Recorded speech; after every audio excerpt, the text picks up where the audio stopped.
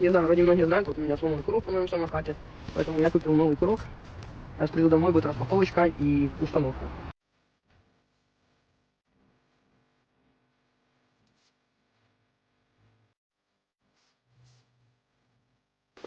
Так, для начала нам надо снять вот эту вот грипсу. Сейчас я сниму.